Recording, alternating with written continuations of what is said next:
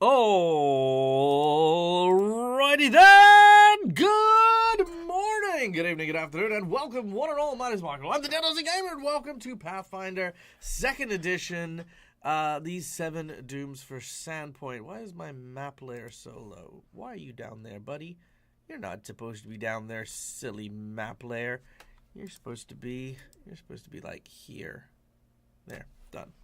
Anyway, welcome in. Hope you guys are having a wonderful weekend. For those of you who celebrate, a very warm and very, very auspicious Thanksgiving to our friends in America and the like.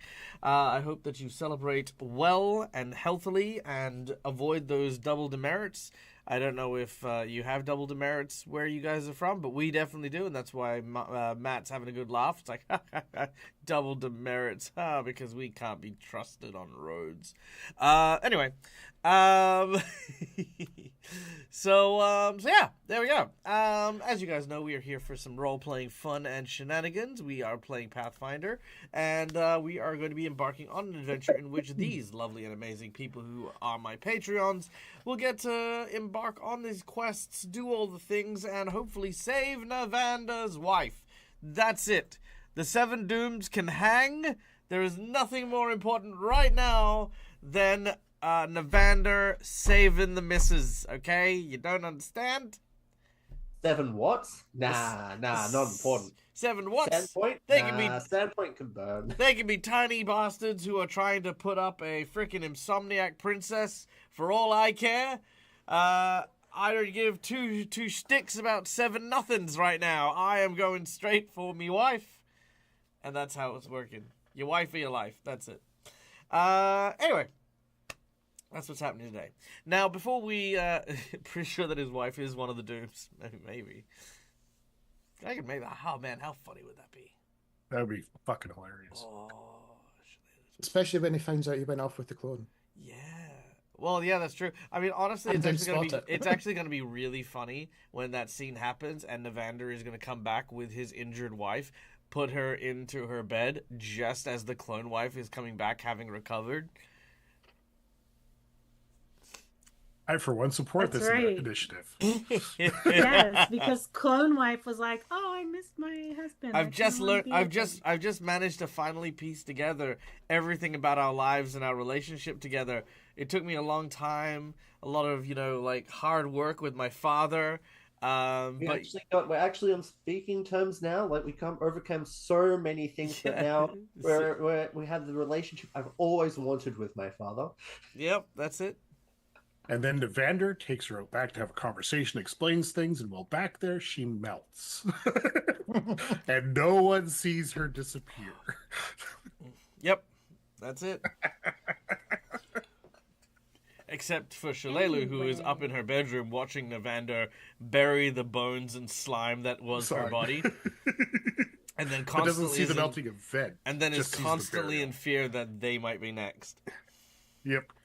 Now she's gonna be like, you know what? I can't deal. I need to go. See, why can't this game be the one that has? Again. Why can't this game be the one that has my 6 evil plot twists? I mean, all right. I bet people are so confused right now, right? Like, what the fuck are these guys on about? Anyway, we'll tell you about that in a moment. Anyway, guys, before we kick off, sponsors here at Forge Fantasy Ground Sirenscape. They're there. We have Patreons who support the channel, like I said. They are playing Cindariel, the cleric of Saren Ray, played by the wonderful Schoolii. We have Artemis, a librarian for Corbuslani, a Fey library that apparently houses knowledge of things that haven't been recorded or have been lost to time and space, who has been cast through a multiversal problem backwards in time to the events of one of the books that he has been studying, and that is Artemis, played by our dear friend Avarian. We then have Maro, who is a Pharasman priestess who came into town in order to try and help the town with its spiritual guidance, with the suspicions that Father Xantus might have been a necromancer. Turns out he's not a necromancer, he's a murderer. So dealing with that, that's played by OG Lava Kitten. Peyton is not here. Peyton is a thug person, guy. He's not really a thug anymore. He's just a guy. Played by Neil, who is enjoying Thanksgiving. So, hi, Neil. Happy Thanksgiving. We hope to see you soon. Okay, bye. And then we have Navander, who is, of course, a ranger who is married to another ranger called Shalado Andersani. And Navander and her protect the lands and the surrounds. So Shalelu had a run-in with one of her mortal enemies, a bugbear by the name of Berthasmus, who had apparently lobotomized her. Later on, our group found out that that wasn't actually Shalelu. That was a clone that had been taken and produced. The real Shalelu is currently in the pit that our heroes have been exploring. So right now, our heroes are rushing to chase down Navander, who is making a beeline for the pit in order to try and save his wife, who he has just learnt is trapped down there. And has been trapped down there for God knows how long. So there you go. Hello. Is that about right? Yeah, that's pretty much it. Nice. Wicked. Oh, he's All right. also Sable Company Marine, but that's not as important as Shalelu. It's true. It's true. You're also a Sable Company Marine, which is basically a soldier, a knight with a hippogriff. Well, to be more precise, he's now the commander of this area. That's true. That's true. Yeah. You are the faction captain of the Pathfinder contingent of the Sable Company Marines, which means it's your job to not only catch more hippogriffs and then start training your new recruits, but to also patrol the hinterlands soon. All right. Audience members, you guys are awesome. You guys are amazing. We have ways for you to interact with the game and well as support the channel. Channel points, we have hero point. We have inspiration, insight bonuses, wandering monsters, wandering bosses, divine intervention, divine healing. Go check those out. They're amazing. For monetary donations, we have a number of different rewards. These are more tangible than our channel point rewards, and they all go towards the Dag of Holding, which is $65 away from a new magic item provided to our table. We already have one triggered, so we will cover that at the end of the donations list, but for now, for $5, you can give a hero point or jinx point to a player or the GM. The hero points are the red marks that can be used to stave off death, petition the DM for stuff that isn't in the rules, or roll with advantage. Jinx points can be used to counteract hero points, make bad guys roll with advantage, or complicate things ever so slightly. For $10, I will draw from a deck of plot twists. These plot twists are story prompts that will allow me to improv what is happening in the adventure, and then with any luck, allow my players to experience a more unique and a more tailored adventure to their own running or whatever. Yeah. Then, of course, we have a $20 donation, which is the coveted golden natural 20, because sometimes shit just needs to work, and critical hits are very useful for that. So, there. Now, 24 and 20. $50, we have two rewards. We have either a boss buff, where we increase the difficulty of a challenge the group is facing, or we have a draw from the Harrow deck, which is a deck of fortune-telling cards. Our heroes will be read a prophecy and will have 3 games to fulfill the prophecy. If they do, they gain either a magic item, a boon, or a secret fighting art from the creature within. Plus, for those 3 games, they have a static boost to a statistic as listed on the card. Then we have our secret menu item. The secret menu item is going to be brilliant. It's going to be amazing. As you guys know, our heroes are currently dealing with a bunch of people who have been poisoned by a kidnapping group of mind-eating aliens or anyway, intellect devourers, brains that eat other people's brains and then occupy them and then kidnap them and then they become the other people. It's a whole thing. Anyway, for the secret menu item for today, a noteworthy person in town shall already be claimed by one of these intellect devourers. That person, or persons, should I say, that person really, actually it's just person. That person will be for you to decide. Who could it be? Is Father Xantus already been replaced? Is it potentially going to be Wolfleck, the hobgoblin diplomat for the goblin tribes?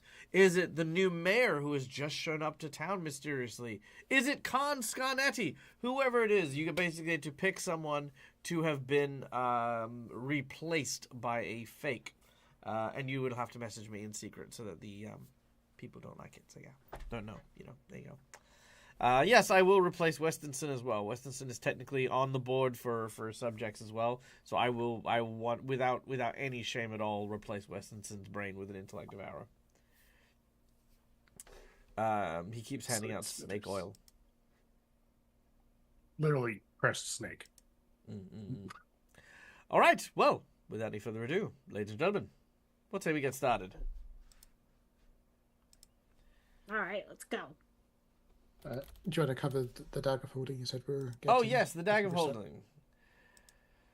Whew, let's see. The dag of holding for today, we are going to provide to Morrow. Now, in the older system of Dungeons and Pathfinder 3. Sorry, what am I saying? Pathfinder First Edition, which is compatible with 3.5 D&D. It was an old game, mind you. I disliked a spell that was called Blood Biography. The reason I disliked it is because it required any form of fluid from a corpse in order to gain a certain amount of information. It bothered me because it was just aesthetically very displeasing. It was just like, it just wrote everything out and, it was just like, oh, now that's evidence and yada, yada, yada. So I created a version known as the Dead Man's Lantern. Ironically, in my D&D world, I also added Dead Man's Lantern as an island, which has this. Basically what it is a small candle made of black wax that is illuminated with fire that has been taken from Pharasma's court. When held into the presence of a corpse that is freshly dead, before the soul has, of course, ascended to the next plane, it will function as Speak with Dead. What you can also do with this is a number of times per day equal to your focus. Well, I'm sorry, let me rephrase. You can use a focus point in order to use the candle in order to bring back someone to speak temporarily as if the Speak with Dead spell. So yes, if you are talking to someone who's freshly dead, you don't need to expend any charges. If you're bringing someone back, there is a chance it won't work, but you have to spend a charge to make it work. In addition to the questions you get to ask, you get the following information. Who they were in life, how their blood was spilled to the best of their knowledge, and if like any of their other details, like like their ancestry, their specialities, stuff like that. Like their identity is like most of what you get.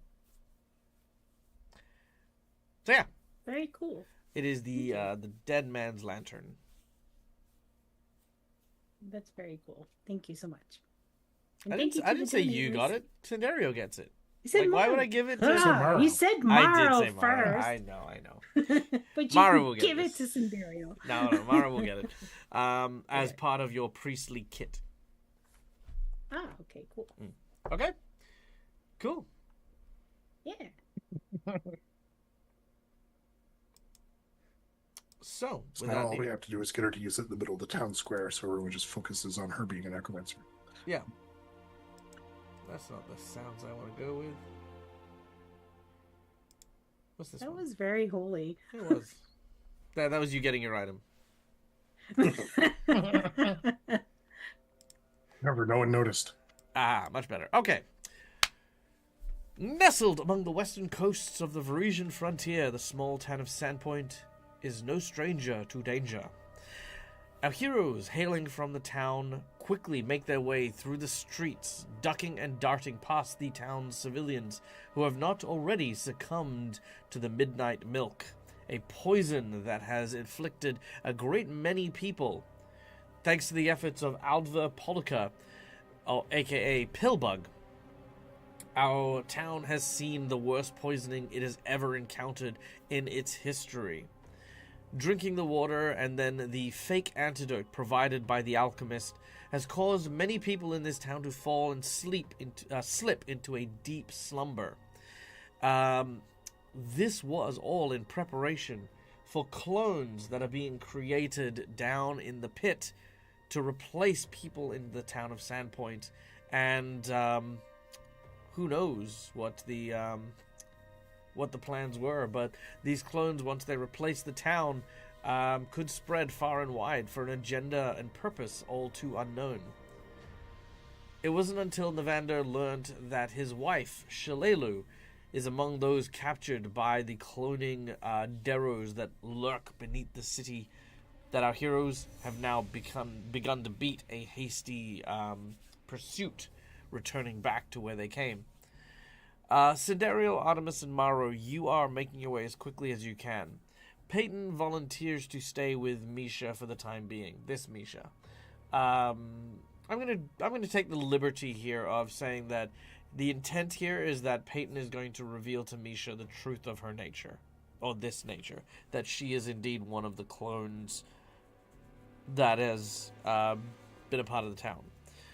He doesn't think that there's a danger, so that's why he's going to talk alone, mostly because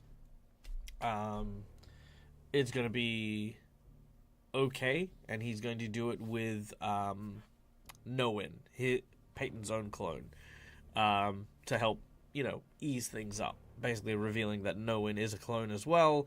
Things will be okay. Things will be fine. Okay. You are in the shadow of the Sandpoint Cathedral, Navander. As you arrive, there are a very great many people standing outside the front. There is a lot of shouting and a lot of commotion surrounding the arrest of Father Xantus and the death of the priest of Abdar. The apprentices, or apprentices, should I say, are doing their best to try and calm the crowd.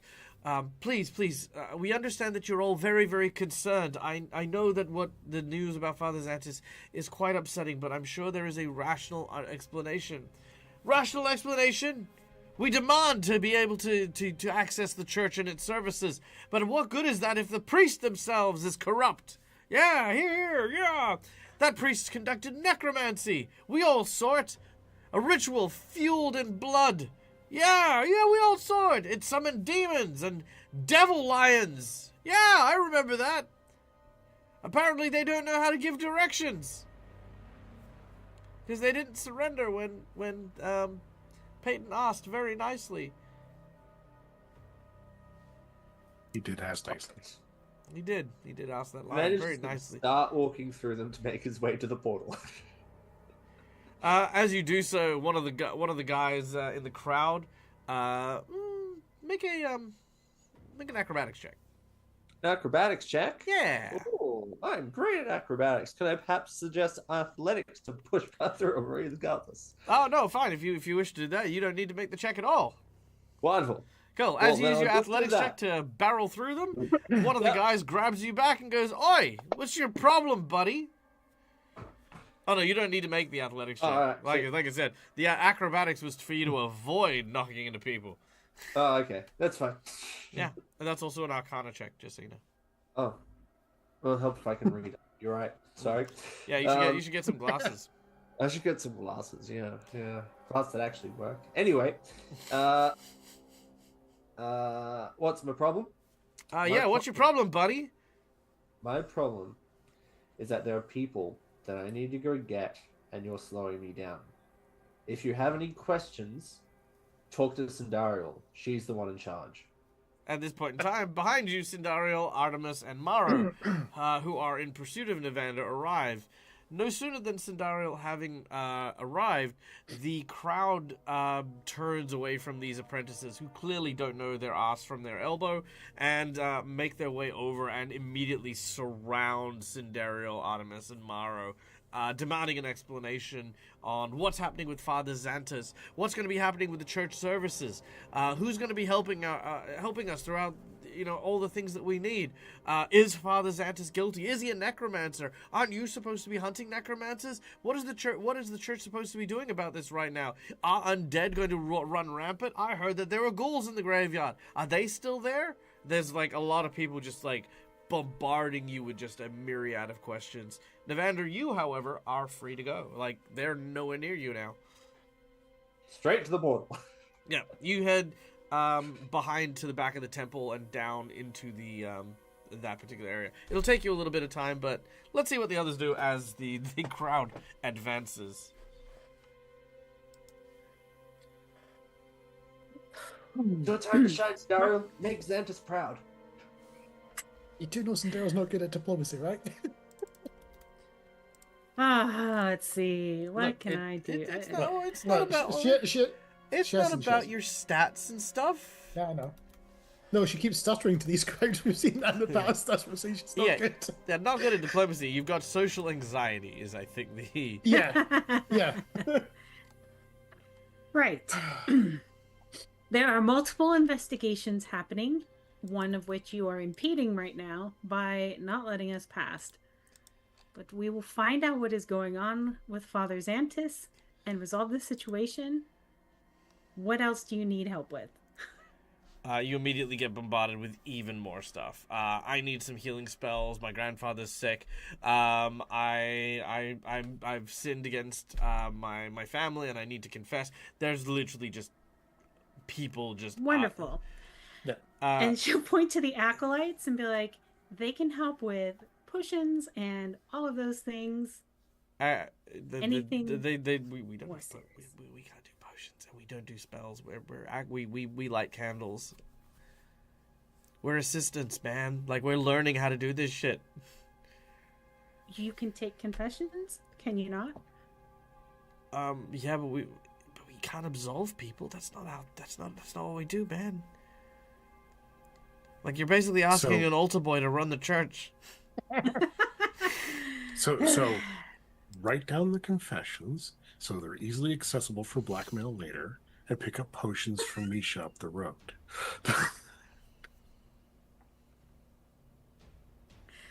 I will say as I'm circumventing the crowd towards the portal. I see you escaping.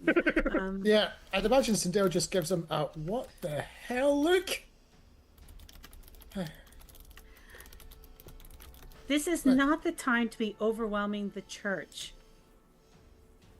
Can this wait till tomorrow? Make a diplomacy check. I know that you find the church like the center of the community, like the pillar of Sandpoint, but find somewhere else, guys.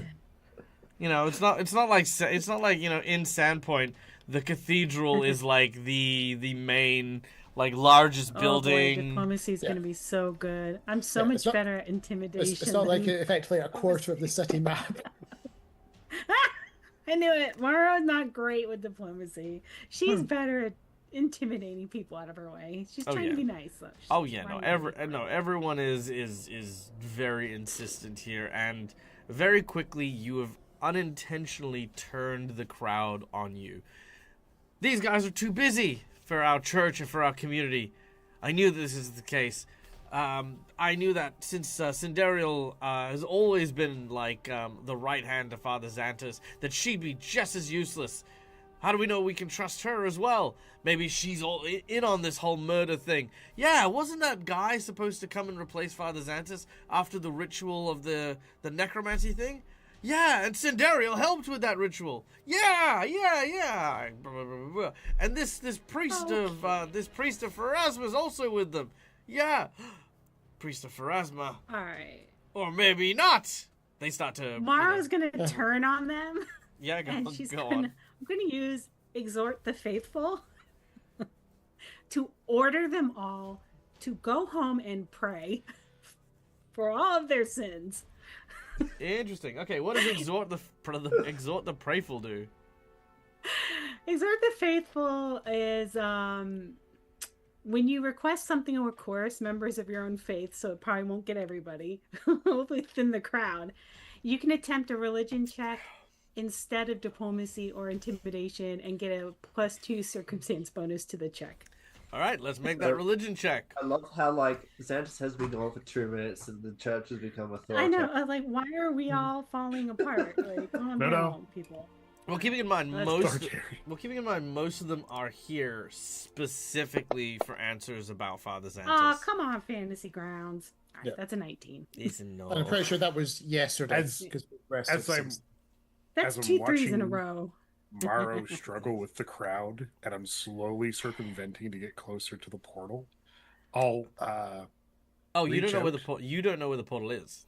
I'm just getting around the crowd because this is. Oh yeah. You're just sort of hilarious. fading into the background. You're like shade away. I'm stepping into the bushes like Homer Simpson.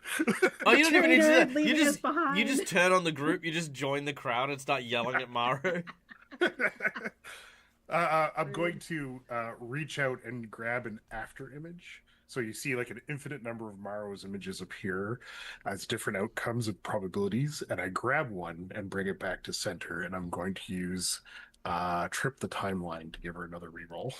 All right, make another religion check. Thank you. The original Maro, however, has been scattered into oblivion. This is a brand Oh, new yeah. Maro, Yep. who is Even apparently worse. who is apparently slightly worse than the previous one. And you don't get Oh to my take the higher of the God. two. You have to take the second roll. It doesn't matter. It's only one lower. What level are you guys? 7, well, at right? least- Yep, Uh, 7. 18 total. Yep, cool, yeah. cool. That's still quite the failure. All right, yep. Again, the Well, people, At least critical failures don't cause the people worsen. start to turn on you. It's not a critical failure, but it's not that far off. There are calls for Sindariel and Maro to be cast out of town. At this point, Maro would be fine with that because she's like, these people are out of control.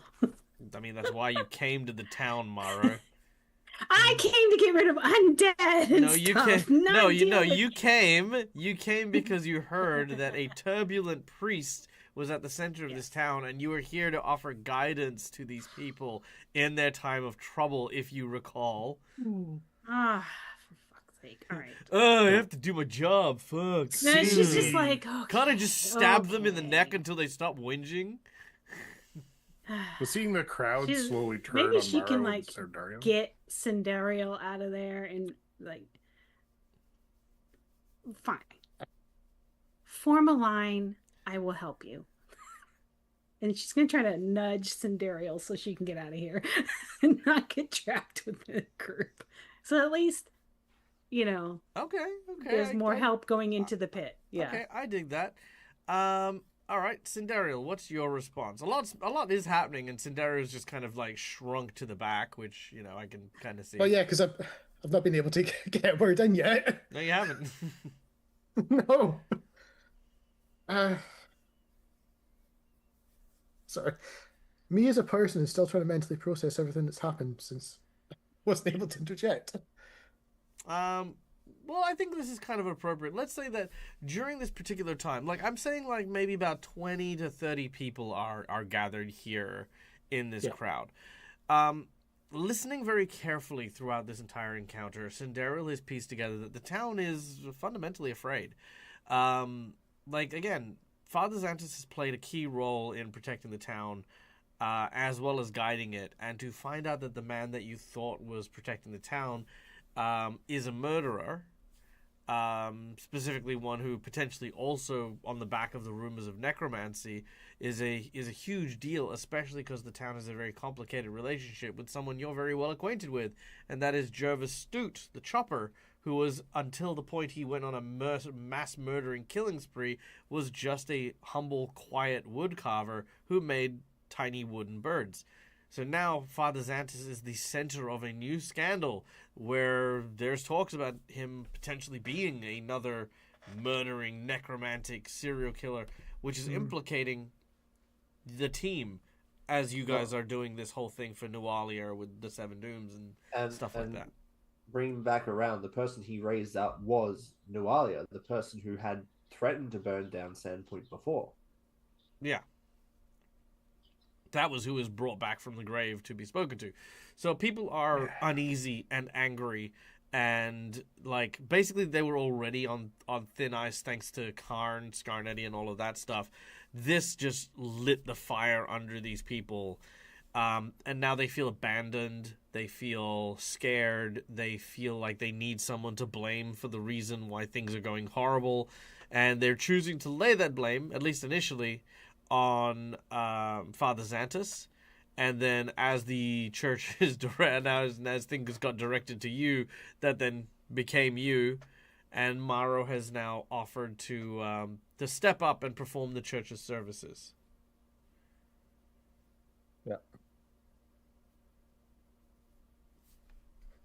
More the fact that they're afraid and want just the daily stuff to keep going. What time of the day is it just now, by the way? Is it... It is getting on in the evening, so it is about, I want to say 6:30 p.m. ish. Yeah, okay.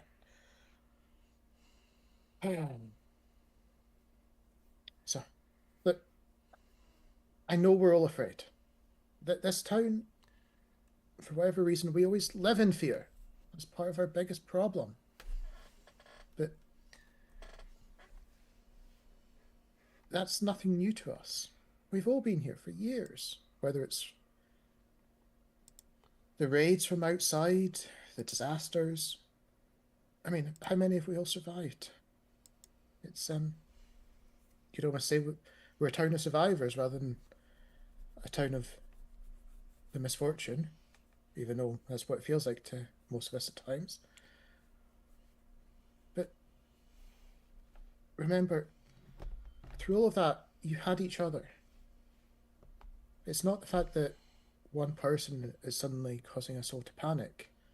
Remember, we help each other through everything. I mean, yes, things are bad, and I'm sure in 5-10 years it'll be bad again. It's the cycle of, well, certainly the cycle of our town. But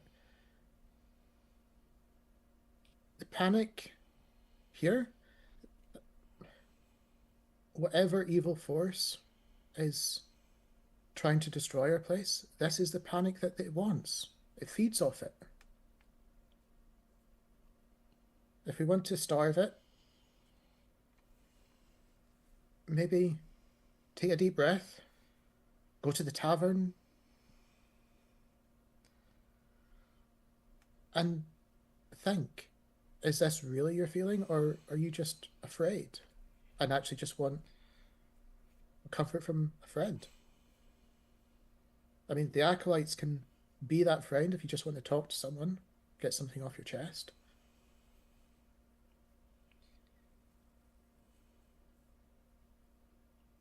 That's pretty good. Make a diplomacy check.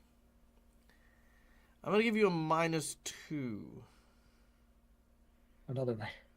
Can I, in the background, kind of start agreeing with her as she's talking to try to aid her diplomacy? Do you have any ranks in any proficiency in diplomacy? I am expert in diplomacy. Ah, very well. Then yes, you may roll a diplomacy, and if successful, you can give a +4. That is a success. So that is a +4 to your diplomacy on top of that. With a 31, that is quite astounding. The reason you got the -2 is because, you know, the church... The current state of fear. Pardon? Yeah, the current state of fear. Yeah, the current state of things that are it, and you know, these people looking for religion, sending them to the pub is probably a bad idea to get a whole bunch of angry people drunk and courage. Yeah, no. I mean, drunk and talking to each other about their problems is not a a great combination of stuff. But thankfully, people get the message, and they agree. They can probably talk to, you know, like the acolytes are now kind of rallying as well, hearing your words and stuff. At this point, there's another voice that cuts through the crowd. The time has come for me to shine. As appearing is an Azarketi man with a long, flowing, ribbon-bound glaive. I know many of you in town need some spiritual guidance. Well, I'm here to tell you that on behalf of the great goddess Shaylin, the words of my friend Cindariel could not have been said more beautifully. Dear townsfolk, I know that you're worried about necromancy and murder, but under the watchful gaze of Shaylin, I will guide you. And Titus will appear out of nowhere. Maro has no idea who this is. No, not at all. Not in the slightest. Like clapping like this in the background, excitedly.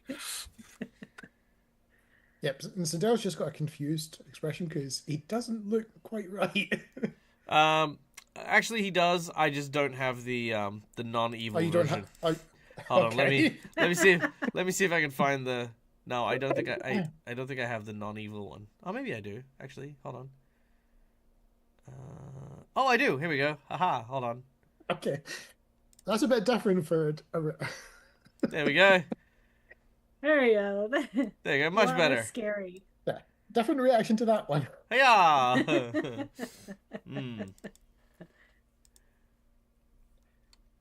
Now, I also assume that he probably went very hard on the tales, especially to the group, about how he saved people at the pier and all that sort of stuff. That, Oh yeah, absolutely, 100%. Yeah. But long story short, he will allow Maro to join the group by, you know, like, because Maro did the right thing by saying, like, you know, come and talk to me about about your problems and stuff like that. Again, people are a little still nervous because you botched your diplomacy check, and, you know, necromancy, speaking with the Pharasman, you know, might be a little bit weird. But, you know, talking to the goddess of art and beauty and stuff like that, you know, okay, that's a little less intimidating, despite the fact that he looks like a demon, you know. Titus, as he tells the acolytes to take the crowd inside and he'll start singing to them, looks over to Sindariel and says, Sindariel, it's been a while. I know that we haven't spoken much, but I need you to know that as long as I'm in town, I'll make sure that the people here have their religious needs seen to. I saw Navander coming through here earlier on. He didn't look right. Is everything okay? domestic troubles.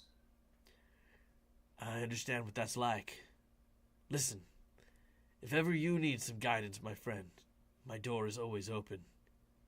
He watches his pecs just as he touches you on the shoulder. With that, Sandero probably looks a bit freaked out. Right on. They bob out in the shadows. Just watch the redecorating. You're asking a champion of Shaylin to watch the redecorating? You're funny. Funny works for you. He then says, all right, who wants to touch the holy abs? Woo! And he walks in. Sandero will stand there for about 5 seconds mortified before then realizing she has to chase after the Vander. Yeah, yeah. There you go. What's that? I'd like to think that that was a moment of, who is that? They're so hot. With Maro, it's part of like, who was that? Sandero's going to play this. Does and you're gonna somebody like have this. some water? Sandero's just going to play this as, that was one of Peyton's friends. Aww, savage. I see. All right. All right, well, he's helping the people, so All right. I guess we can continue. You do so. Now, moving swiftly into the pit after you guys, well, this is while you guys are talking and stuff like that. Navander, you made your way into the basement levels of the cathedral and step onto the portal, teleporting yourself across the countryside to the pit.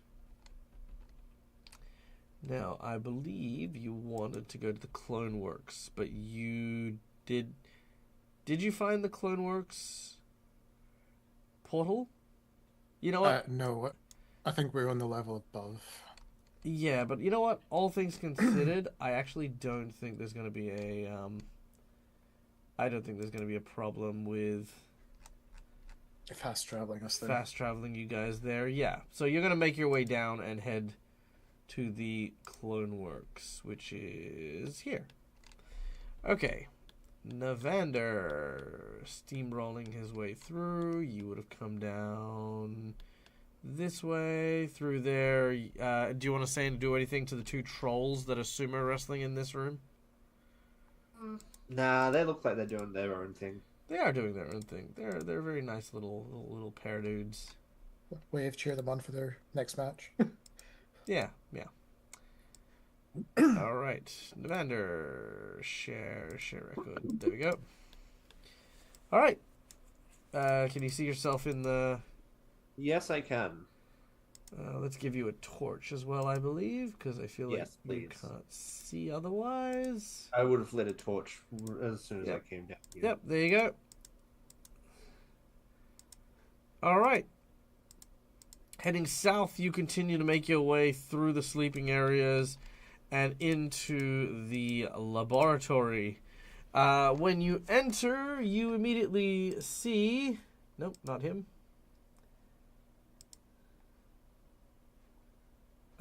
You see Ziradini. Do you still see the goblin we left there as an assistant? Is the big question. Yeah, he's also here. All right. There we go. You see this individual again. He says, "Ah, my friend, it is good to see you again. Welcome back. I was not expecting to see you so soon."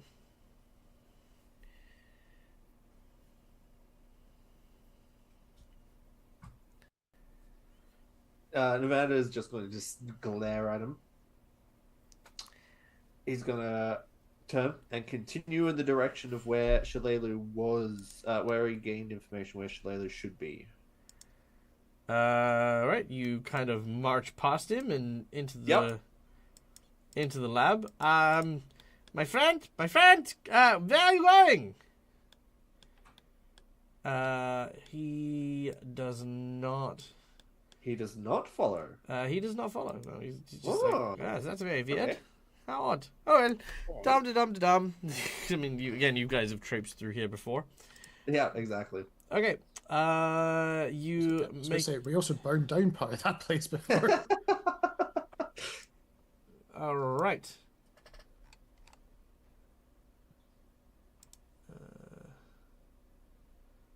All right. Give me 2 seconds. I'll be right back. I have to go grab something after I add this to the combat tracker. There we go. Okay, I'll be right back. 2 seconds. Yeah. You know, I'm kind of concerned a little bit, right? Nevada has done a lot of stuff by himself. You really should keep better eye on him. I think the issue is the fact that we can't keep up with you. 20 dwarf 20-foot speed. I can't keep up with you. I mean, I think technically Sandero can, but she's always pulling everyone else along with her. Come on, guys, it's not like he's an elf. I mean, technically Sandero can outpace because she's 35 movement speed. You have no It's proof not he our fault. isn't. Evander keeps like taking off, you know. Yep. He Honestly, keeps leaving the garbage what? behind, and Sandero keeps tidying it up. Case in point, inside the Mars cathedral. You make it still sound like getting used to Evander's working in a team. leaving stuff Yeah. behind him. This is all your problem, guys. That's not a problem. Technically, not my problem, but watching it was funny. Yep. Yeah, for chat's reference, the bit on the map just to the south of where Evander is, that is a closed door because we burnt down that entire library to escape. Oh yeah, that's right. I forgot about that. You know, it's been like literal months since we as Yeah, I players know. got down into the pit. Yep. Because the cloning vats is just off the map to the right. Yeah, that's right. That's right. With the dissection tables is the bit just to the left of the screen. It was good to see Titus back in the game too. Even if he did turn into rally call briefly. Hey! You can get a lot of,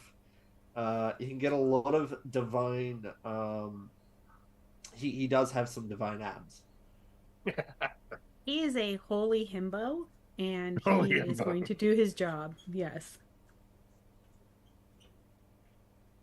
He's going to do it well. he's going to be mesmerizing people in there left and right. It'll be great.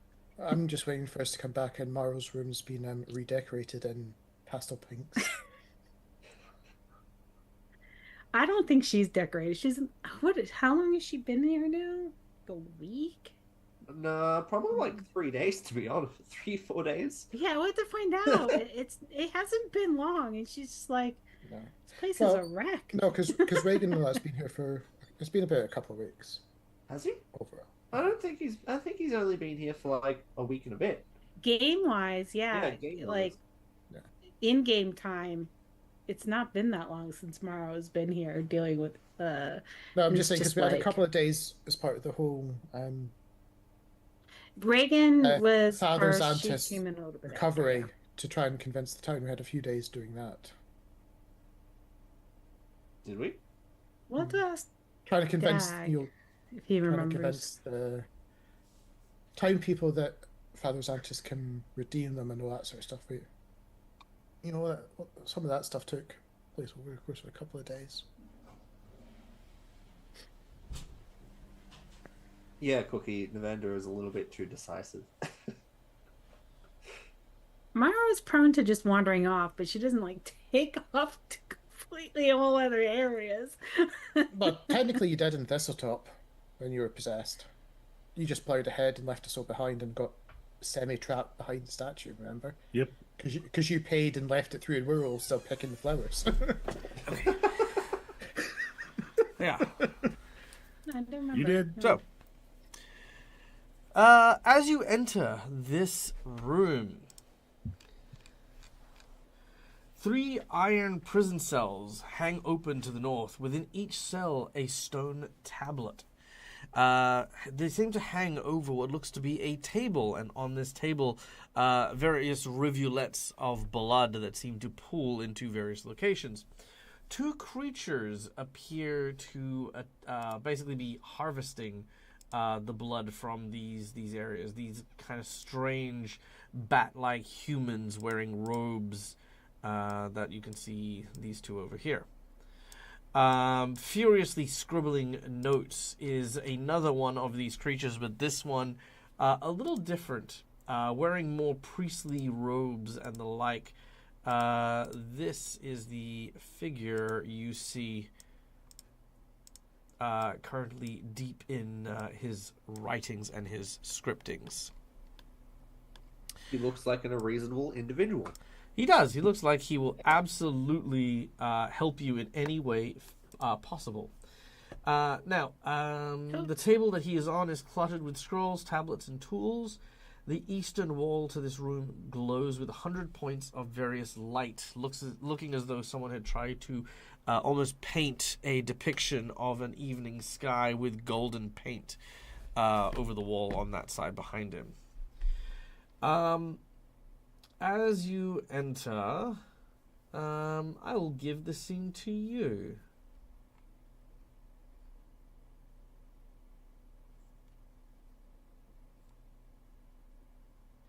This is the location where Shalala was supposed to be, right?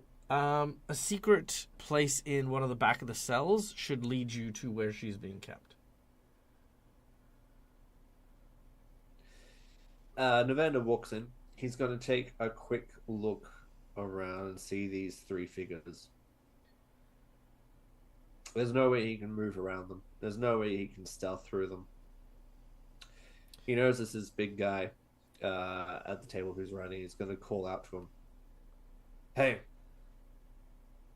you're in charge here?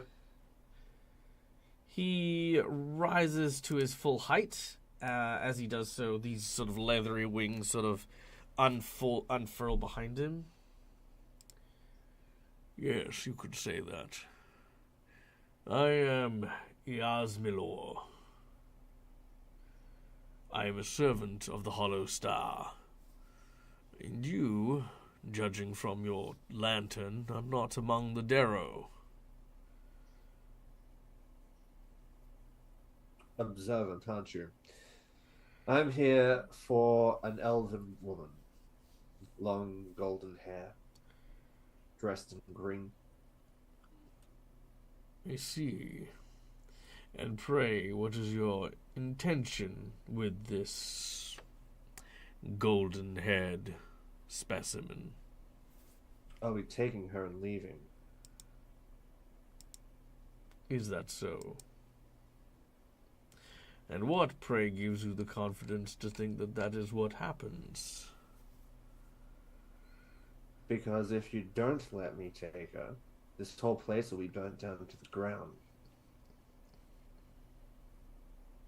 You wouldn't want your little operation for tonight to go so sideways, wouldn't you? He raises an eyebrow and realizes, you know, enough. An interesting proposition. One woman for the cost of a whole town. You would make such a devil's bargain. No, I'm saying that I won't burn this place down now. Cute. But let me ask you this. If this woman is so important, then what's to say stop us from cutting out the middleman and simply killing this person and having you burn us down now or later and potentially just ripping you to shreds? After all, if we kill her, then win or lose, you still lose. Kill her, and death will be too much of a release for you. Yes, no, I've heard all the intimidating stuff before. Oh, good. The question is... You'll experience it as well. The question is, very much so, what the incentive is. You see, and he sort of like gestures to his two individuals. I am a priest, and I have faith. I believe in what I am doing in its deepest form. He gestures at the wall. The stars tell me from beneath and between its hollow points what the future holds, and, well, it's not a future where I am around, but it is one that is carved at the hands of someone far more dangerous than I. At this point in time, an unconscious Shalelu is dragged in by the two other individuals. What matters isn't whether we live or die. What matters is what we do with the fleeting moment before we are consumed by the dark. So I ask you again, man whose name sits hollow,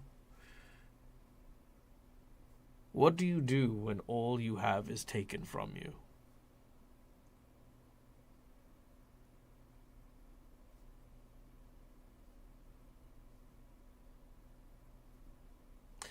Meanwhile, Siderial, Artemis, and Maro, you have begun your descent down into the cavern. Over on this side here, you can you once again reunite with the Darrow, who is down here as well.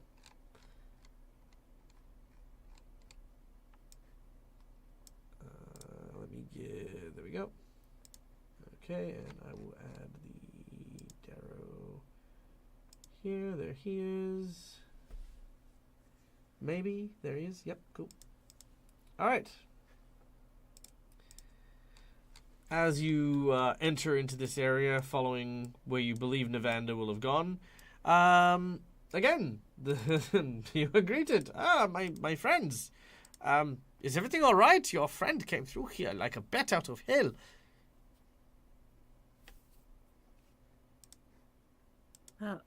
Which way did he go? I mean, there's only one way to go. There's two doors, and you came through one. He went through that one. Well, there's... Never mind. I mean, I'm pretty sure... I mean, oh, that's a cell. You can see it. There's bars. You can see straight into that one. See? Well, there is a little door on my screen, so I thought See? it was a... In and out. In and out. I see. Yeah.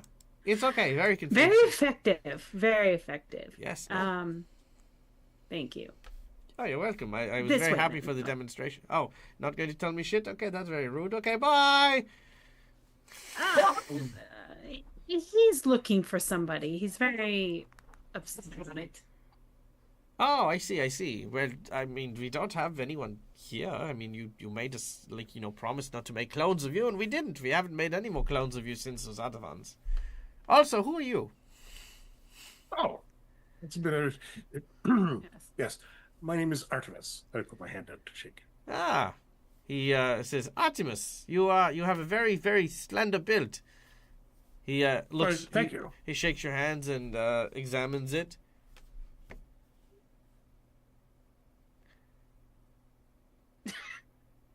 Mara was not going to let him touch Okay. her hand because she's like, you're a cloner. I take my hand back. He It was a he holds it. He holds it a second too long. Hmm. And did they meet Maru?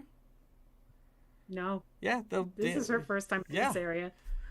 Yeah, I mean, again, Well, he talked to okay. Sindariel, and Maru just like rattles off. Apparently, who also doesn't know who you are. Complete random stranger Yes. Yep, complete random stranger. who's walking through my laboratory like they own the place. Fucking guy. Man. I'm waiting for Sindariel to Wait. say stuff. Yeah, Who is muted? I can't say. Ah, it's because I was coughing earlier. Hi, look, no, because look, part of the issue is the fact that you've cloned a few too many people, including someone very important to the person that just ran through here. What? How do you take- I never. I mean, maybe just a little cloning. Look, we held our bargain, right? Remember, you came here and you were like, we will destroy everything if you keep cloning us, and we will not clone you. And you said it's fine, and we didn't, and we stayed true to this. I want this to be very clear. But no one said anything about other people cloning or clones that we already had. See, we haven't made any new clones since the ones we made for you. Yet.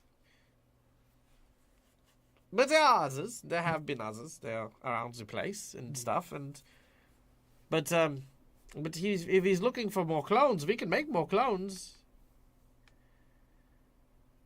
That's not the issue. He's here for the original. Original? Was ist da? We have no original. There's no one here. We are, as I see, the cells are empty.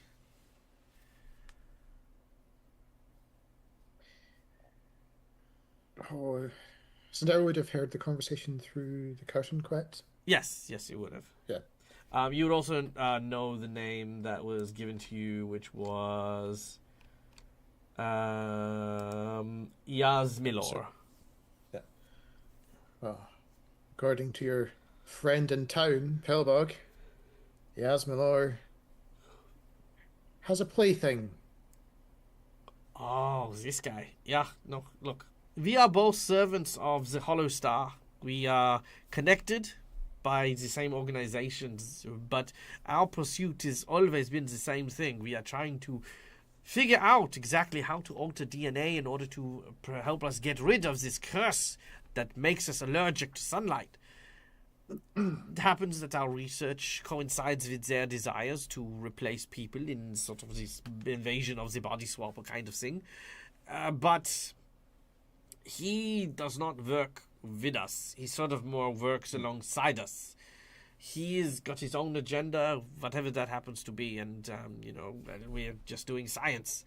But, look, if I, just between us, I would say this. Just be careful. He's very devoted to this whole Hollow Star thing.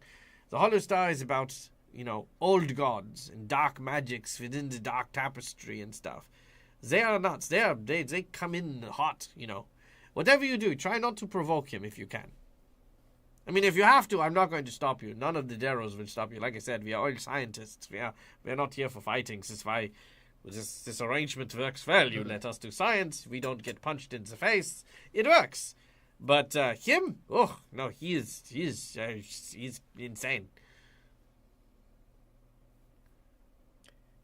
Given that our friend went down the hallway, I would wager aggravation has already occurred. Listen, let me not keep you anymore. Also, it's a pleasure meeting for you, Artemis and Dwarven Lady. Morrow. Oh, good, it is Morrow. I thought for some reason Vestinson decided to wear a wig. Maybe it was just me, but it's fine. Only on Fridays. Yeah. I don't get out much, you know. Allergy to the sun and everything. Yes. Okay, bye. We need If to you talk don't- about this cloning thing later. He looks at his hand. He then peels off a thin layer of like latex. Yeah. The worst bit is my no for the handshake was apparently when I was muted. Yep. Okay. All right. You begin to head in. Now, at an opportune time, you guys will make your way into the scene. But Navander, the question has been posed.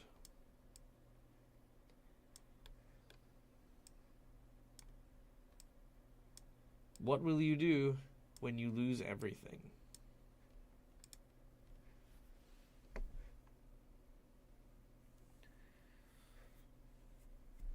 What I will do is I will ensure you and your order will see the full light of the sun. I'll make sure you experience it personally.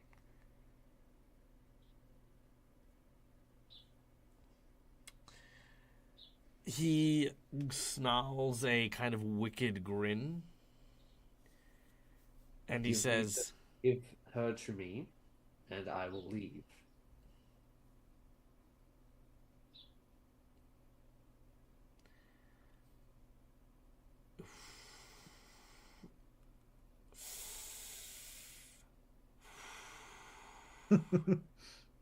fuck.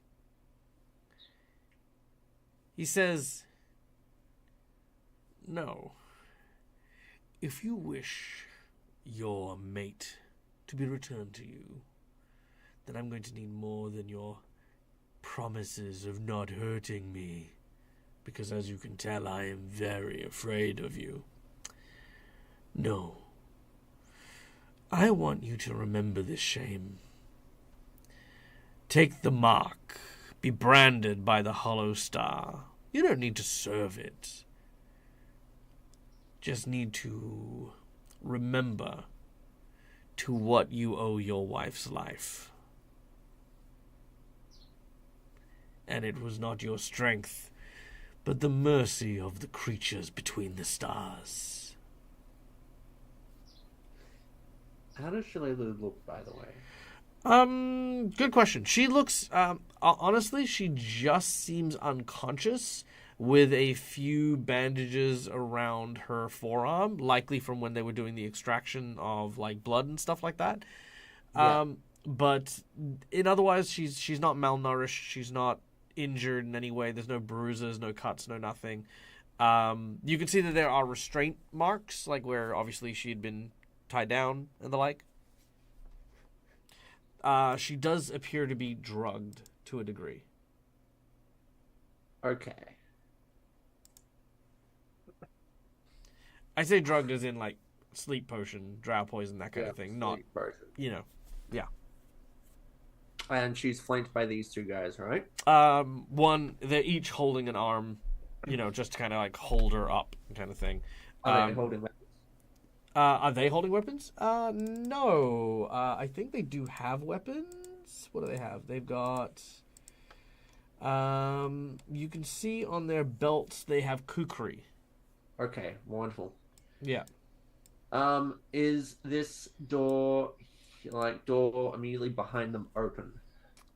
They've just opened the one on the on the right from, you know, looking into the room. So that one there. The other two are closed. Because that's where the secret room was. That's where they brought her from. Okay. I got a dumb idea. You're gonna love this, by the way. So this is what I'm thinking. Okay. Okay, this is what I'm before we get started, allow me to first of all mechanically explain hostage situations, because Please. I do know that sometimes a lot of people do play hostage situations like a quick draw type thing. Those are called Mexican standoffs, which is very different because everyone is on an equal footing. Hostage situations work as follows. Everyone involved in the hostage situation already has a pre-prepared, ready to action. That Yeah. means to say if X happens, then the ready action will go off. In this particular case, acts of hostility will trigger their readied action. If you wish to break that, however, you need to do something that will either make them flat-footed or unobservant so that your actions aren't perceived so that it doesn't trigger their reactions. Does that make sense? It does. Because if their reaction is, if he acts hostile, I slit her throat, then you need to make sure that at no point in time do they observe that action to avoid that trigger. If they do, however, they will get to go first. Okay. Secondly, when it comes to situations of dealing with unconscious individuals, there is obviously the cinematic death stuff, which is Yes. if they can't defend themselves, they will be knocked immediately to the dying 0. condition and stuff. Yeah, like that. yeah. Yeah. Because normally Shalala would have like a ton of hit points, but of course, as you can imagine, sitting there and just, man, this unconscious person just isn't dying is just not as cinematic as it would be. So firstly, they are on positive hit points. The first action will take them to 0 and dying, and the second will crit, bringing them to dying 3, meaning they will only have a single recovery check after that initial reaction to recover. And if they have an action, obviously, to attack, in the actual turn as normal, again, all things work as normal from there. So, yeah. Yeah, absolutely. Absolutely. Okay, cool. Sorry about the Pathfinder gobbledygook audience members. This is just so that when Evander comes up with the cockamamie scheme, we know we have the parameters set. Yes. Okay. Yes. So, tell me your scheme. All right. So, what would be considered a hostile action in this circumstance? If you give me like a broad, generalistic thing. Literally anything that constitutes a strike will constitute a hostile action. I would say the drawing of any kind of weapon Yeah. would also constitute a strike. I would also say, approaching Shalelu. I would say, it's a tough one. I think approaching Shalelu should be okay, but if you go for her, I think that would also constitute a hostile action as well. Like if you try to grab at her.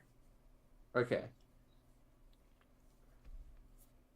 So my cockamamie idea, right, is that you've given me an amulet that can store a Mizu, Yep, correct. I have. right?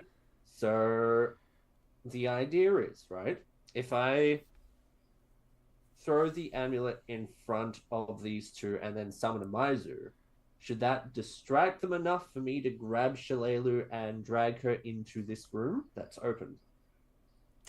For a hero point, yes. Yeah, I'll do that. Okay.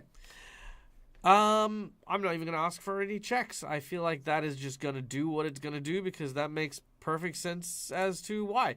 So, reaching for your amulet, you have a moment where it almost looks like you're contemplating his offer. You're thinking about it, but then you sort of snap the chain of the amulet and you toss it into the middle of the room. Immediately unfurling are these massive set of glorious wings that immediately. How big is Miser? Miser's large, right? Yeah, but also I can change her size. So she can take up like this entire side space here if she wishes. As Oh no, you want her to take up as much space as possible. yeah, I want her to take up as much space. Yeah.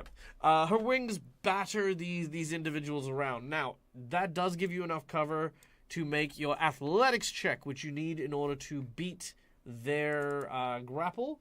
So that is a 17 is your DC that you need to overcome. 17. Let's find out. Oh, Easy done. critical 27. success. As part of that critical success, I'll allow you to do that as part of your movement to grab her and head into that room and slam the door shut.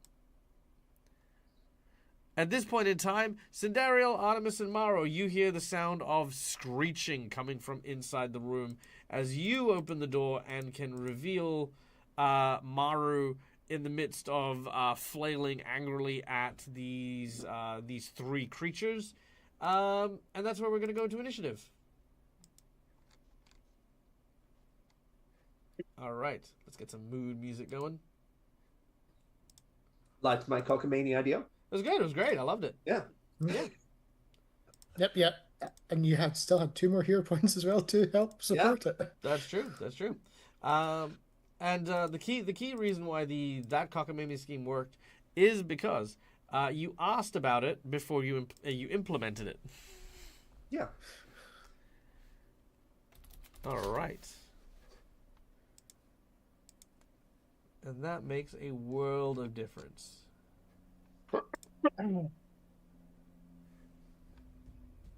All right. So, top of the round, we have Ilzgamor, who is very angry at this, at what is going on. He's like, the fuck? Fuck. Where did this bird come from? Yeah. He begins to whisper a divine curse.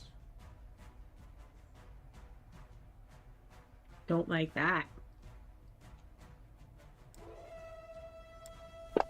Maizu is gonna make the will save. Dang.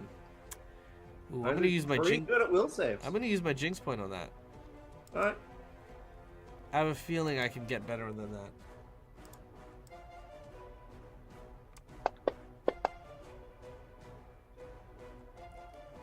That is a success. Oh, sorry, no, that's not a success. Sorry, my apologies. That's still on the 17 DC from the athletic check you needed to. Yep. Yeah. So no, that will not succeed. And that is going to give the following curse to Maizu. And Maizu is Stupefied 1. Ooh, okay. With their next action, they draw from the side of the room a giant warhammer. The German scientist continues to do science things. Nom nom nom nom. Next up is Maro. Oh boy. You skipping over Okay. me? You skipped. Oh, did I? Oh, sorry, Cinderio. Cinderio. Oh, My yeah. apologies. Sorry, my bad. Cinderio. I've just been ignoring you this whole game. Like, Yeah. It's fine because all I'm going to do is, with a great big push to the back, since Mario's in front of her, is she casts effectively a spectral shield of flame on Mario. As basically she's starting to push her through the door to go in and chase after. Yep. As she casts protection, Okay. and hearing the screams, a second shield appears around herself. Nice. Defensive maneuvers. Yep. Done. Mara, you are emboldened by the protection spells provided by Cinderio as motes of fire swoosh around you, creating this very thin, transparent but flaming kind of shield that sort of emanates around you. Okay. All right, I need to get out of the way so these two can maneuver around in here, but not let them get at them. Let's see. That warhammer is gonna hurt, but I'm gonna go over there. All right. Needs an action to move in. All right, it don't is like it is this. quite difficult to move in, but you do see this creature who then Yeah. sees you as well. He doesn't do anything special. He just kind of sees you enter. He doesn't have attacks of opportunity, so he doesn't use them. So there you go. Great. Hello. She's going to assume by the fact that Maizu is here that things have gone awry. And do we want to stab or divine land? We'll try a stab. Let's see what he's got going on. All right, let's do it. All right, let's go. So you've moved up, drawn your weapon, and then stabby stab. Oof, and whiffed. Why is it with Grand. you rolling 3s today? Yeah. I know! That's like the third 3. Fancy grounds. All right. Can we do another number? We you can give it another go if you'd like. We do have the home rule of movement actions can be used to draw weapons as well. Ah. Yeah, I'll give it another try with the second attack. Boop. Nice. That Better. is a hit. Yay. And stab. All right, 9 points of damage. And that is it. All right. The 2 cultists get told to kill the bird. And they will do so. The first thing they will do is attempt to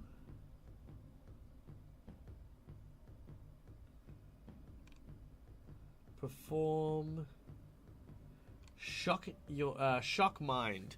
They use their daggers to stab Maizu. First one. Well, wait, what? That should be a. Was it doing the thing with missing the colon to actually do the modifier again? Oh, maybe, yeah. No, it looks like there's a colon there. That's fine. So plus 10, 28 to hit Maizu. Maizu's AC is 20, so that'll hit. Yeah. So I need to get a 10 to hit. Okay, cool. Second one is going to be a 9. That's not going to hit. Do I want to use the net 20? No, I wouldn't use the net 20. It's fine. All right. So remember, don't roll damage on Maizu. Just roll in channel. Put it onto Maizu.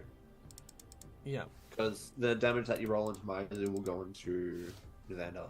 Yep. Okay. Cool. All right. So that is 6 points of slashing damage.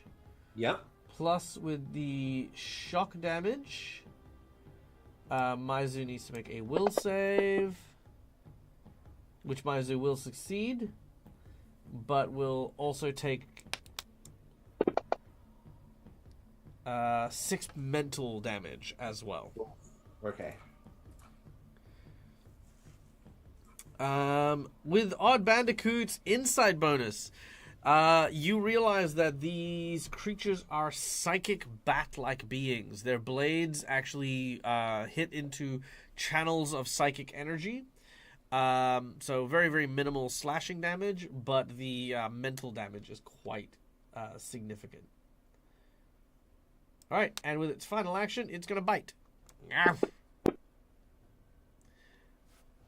Hey, McClover, thank you so much, and a happy Thanksgiving to you and yours as well. I hope that you are celebrating in good spirit and good health, and I am very thankful that you join us here time and time again. So, big love. Okay. So 28 is going to hit. Sorry, 23 is going to hit. So that is 1d8 plus 2. Alright. So that is 4 points of piercing damage from the bite. And then a fortitude save, which Maizu will succeed at. So it manages to ignore the venom of their fangs. The second bite from the second of these guys is going to miss. But not a critical miss, just a regular miss. Alright, that's the 2 of them done. Navander, we're up to you. So, because Maizu is an advanced animal companion, she's just going to do what Maizu does best, hack and slash and tear and rip. But we'll do that after. So Navander doesn't have to command her to do that, she just does that. Yeah, she'll have 2 actions in her turn that she'll use fully to just attack. Pretty much. But now Navander has Shillelagh in his arms. He's going to gently stroke the side of her face. Call her name. Shillelagh. Are you awake? Are you here? Are you awake? It's literally like that's the most man thing, isn't it? Like, yes, exactly right. Sweetie, are you awake? I am now. Or like when little kids creep in and they're like, Mom, are you awake? Yeah. All right, Shillelagh awakens. Her eyes begin to adjust. Navander? Oh, my head. It's so hard to concentrate. The light, it's so bright. Hey, at least you're here with me now. And where exactly is here? The pit. The Devil's Platter Pit? Devil's Platter Pit. I knew something. You were captured by... Darrow. Yeah, no, I remember. They managed to grab me from the surface. I was doing some scouting. I heard there was goblins talking about amassing Rip Nugget. The Thistletop goblins, they were supposed to come back. They were supposed to... We've taken care of it. The Thistletop goblins, Rip Nugget's gone. She sort of breathes a sigh of relief. How strong are you at the moment? Do you need rest? She tries to stand. She seems able, but unsteady. I think I'm okay. Nevada will pass her a bow. His bow. We're not out of the woods yet. There's still a bunch of creatures on the other side of the door. Don't go into a fight if you don't have to, okay? One moment.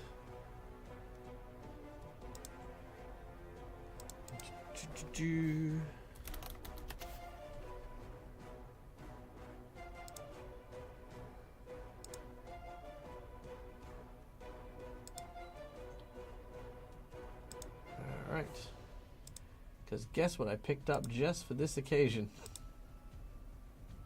Or stat block. I did.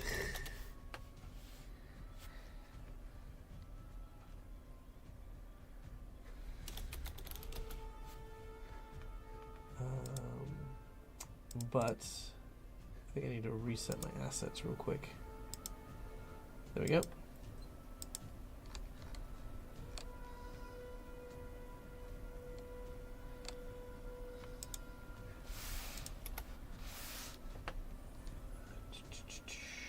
Here we go. All right. She groggily gets up to her feet. She takes your bow and she tests her strength. It's not. She's not at full form, but she is. She'll be fine. All right. Time to dance, love. Lead the way. He's gonna draw his sword and then kick open the door. All right, Cinderial, you're up next. No, sorry, not Cinderial. You get 2 turns. I know. Artemis, you're up. I'm gonna move forward just so I can see in the room. Mm-hmm. But apparently, I don't have a light source attached to me. I'll attach the light source to you. So 8. Oh, I'm sorry to interrupt. You want to do Maizu's? I'm doing. Yeah, I'm just looking at it now. All right.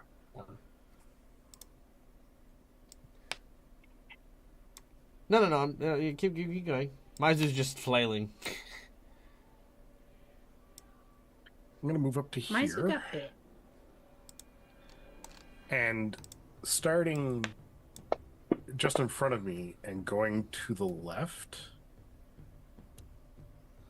I'm going to cast Grim Tendrils. All right. So you see a bunch of text flow around Artemis's robes, start swirling, go down to the floor, and this black ichor stretches across the floor, and tendrils reach up across the two of them. What's the range on it? It is a 30-foot line. 30-foot line. I'm gonna say that Wondering you if I can actually. set it up. So, I'm gonna say that for the cost of a hero point, you can avoid Maizu, but keeping in mind Maizu currently fills every square in this room. I will spend a hero point to avoid my suit. Very well. Done and done. You can drop your. You may drop your saving throw onto them. Yes, please. Fortitude save. All right. And Amanda, can you give me a number between 1 to 5? Jesus. 3, please. 2, 3. Well, I guess they're fucked.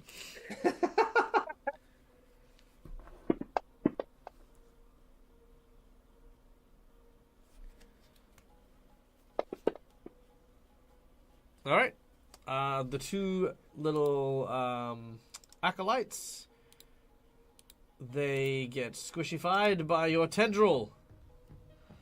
I reached down to the ground and let the black ichor slide up my arm and back into the robe.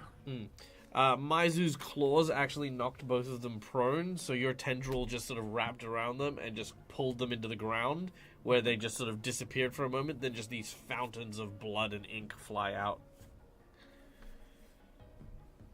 So that's 3 actions. All right, done. Which then goes back to Ilsgamor, who basically says, "By the might of the holy, the hollow star, I shall rain oblivion upon thee." And a warhammer comes down on Maro.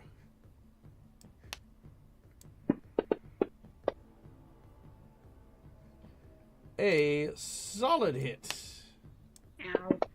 as Maro will take 19 points of damage Ow. as the hammer rains down on you.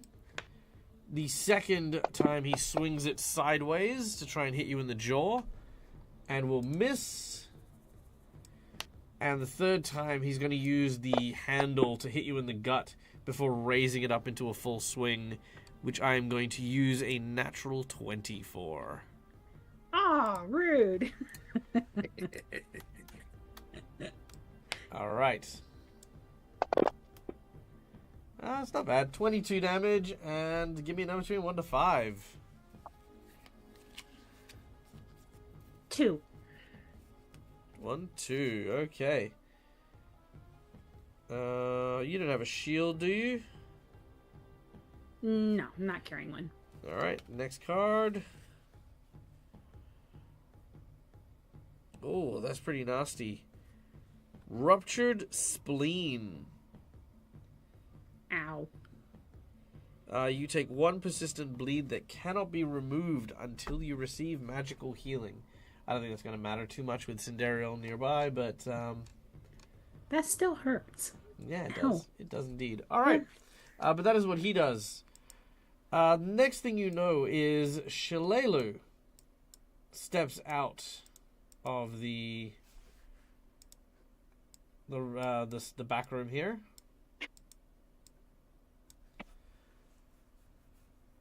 As she does so, she uses one hand to sort of grab onto Maizu and swing underneath where Maizu is. Taking aim, she then comes up behind Ilsgamort and fires directly into his skull, which again is doing the thing.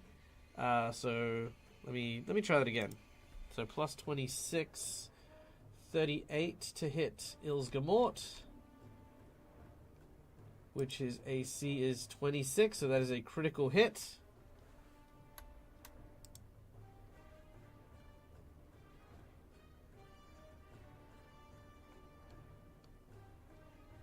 And what the hell is so broken with these things?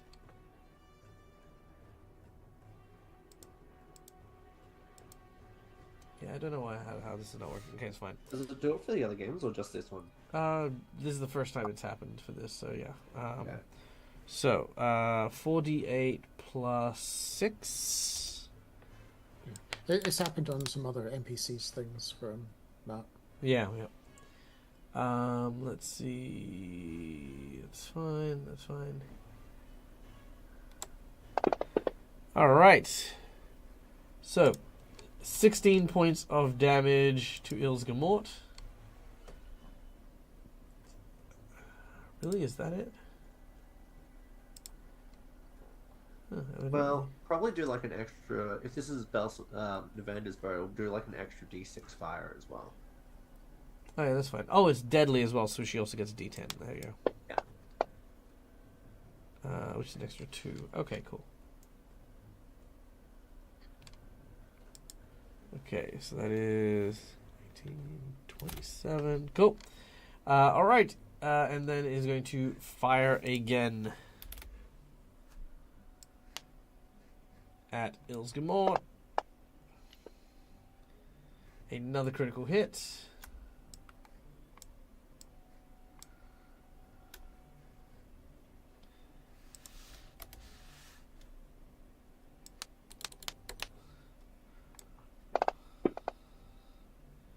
And a d10, so that's 22, 28, 28, 55, and 2d6 fire from the 2 attacks, which is 27 damage.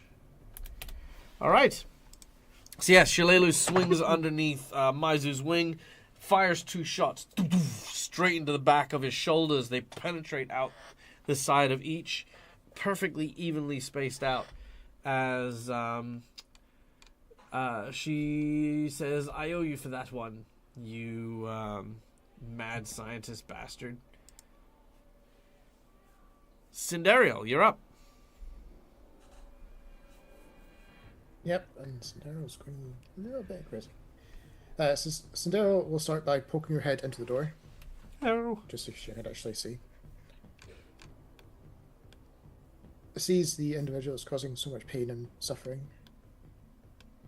And well, clearly you're the one that needs to be bound to for all the sins that you've caused for the people involved, as I'll use my focus spell Fire Ray on this individual. Nice. Let it loose. Ooh, that will miss. You know what, let's try the hero point, please. All right, let's use the hero point.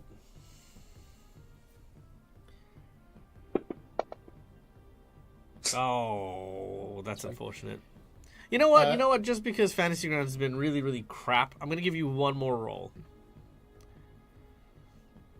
I'll take it. Yeah.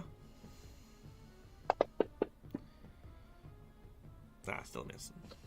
Yeah. Which is fine, because because it's not a critical miss, the square that he's standing on still catches fire. So if he ends his turn there... Doesn't it need to be flammable?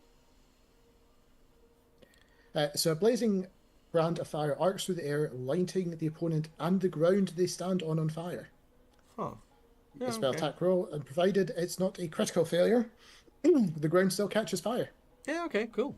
I mean, because it's a stone floor is why I was like, okay.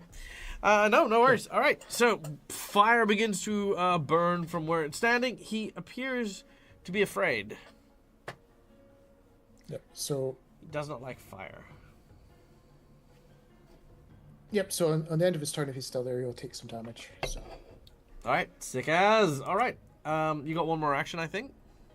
It's 2 actions for the focus spell. Ah, okay, cool. In which case, Morrow. All right. I don't recall. Is there issues of casting spells Not anymore. Not unless from melee, like no. a ranged? No, not unless Okay. not unless specific feats or class abilities are in play. Okay. By regular standards, no, there's no problems casting spells in Right. melee range. Okay, that's all I was wondering. I couldn't remember. Okay, cool. Then she's going to throw a divine lance at him. He's right there, just right in his face. So let's see if we can get him. All right, expand. There we go. And boom. Ooh, yay! Ooh, nice, solid hits. All right, take some spirit damage, friend. All right, he takes 13 damage. And then she will cast shield on herself for her last. No, he good. did hit her really hard. I was going to say, your shield probably won't stack with the protection that's on you. Oh, that's right. Then, no, she'll just give him a stab then. Love it. Let's go. Oops, that's the. Hold on, let me throw that the wrong way. That was the wrong one. This is the one. No, not that one. I don't have the rapier on me. Let me re-roll with the correct weapon. There we go. Which will probably be a 3. Oh, thanks, Sandy Grounds, for not being a 3. And take some dagger damage. All right, stabby dagger damage of 9. Very nice. Yay! All right. That's it.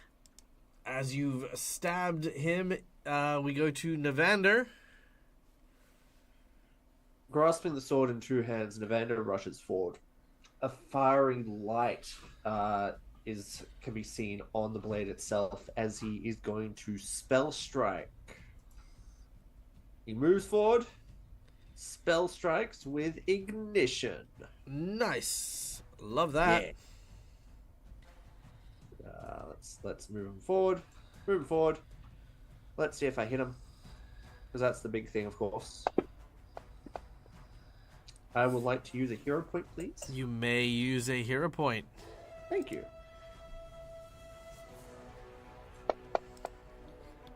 Oh, well, that's a shame. All right. As your blade flies out, it does not manage to find purchase, sadly, as we then go to Artemis. Maizu continues to flail and scratch. Yep. Maizu do what Maizu do. Maizu really does what Maizu Maizu's does. getting. Yeah, Maizu's very mad. Oh, yeah. I mean, they did stab her and bite her, so I mean, get it. Picking number 2, 1 to 5. Oh, okay. 4. Okay. Nope, because he's not wearing any. Clumsy 1, as Maizu's beak manages to chip into his shoulder bone. Nice. All right. Okay. Artemis. In a rare moment of presence, I notice the animosity and anger that Shalelu has towards this fella. Mm-hmm.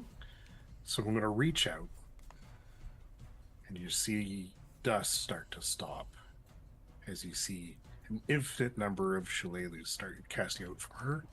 I select one, and I pull her temporal twin into our time, allowing her to perform one attack action at her full attack bonus on the target she intends. Ooh, nice.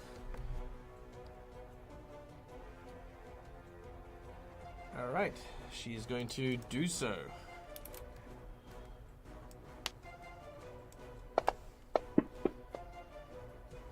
All right, a solid hit. So that is 2d8 plus 3, which is 15 points of damage, which is enough to kill this guy. That's what I was hoping. As Shalelu fires that last shot straight through his head. As he does so, he's pinned to the... as he's sort of shot through the head, he's pinned to the wall. He sort of writhes and wriggles for a few moments, but before he passes away, you watch as he sort of, like, reaches up to his lips and sort of, like, acknowledges, like, the blood dripping from him. And he slams his hand against the wall, and it just drips down. And you realize he'd actually, a long time ago, had cut a patch out of his palm to make a star, and when he slams it, it's almost like a stencil of like a hollow star against a bloody handprint, and he dies. And then burns up because that's the square that's on fire. Yeah, and then starts cooking. Right. So now we go get Maizu is also Angry burning. Maizu! You're muted, Matt. The man is going to start putting her out and telling her she's done such a good job. Maizu is still on fire. Not anymore. He's gonna try to put it out. No, the ground is She on needs to fire. get, Oh, she needs to get out of the square. Oh, okay. Well, Drink. Yeah, magical fire. Now you're burning. You'll move Damn out it! the Why? You'll Why? move out. How come when I touch fire with my hands, it's not going out? Healing hands. Healing hands. Healing hands. Yeah, the burning square.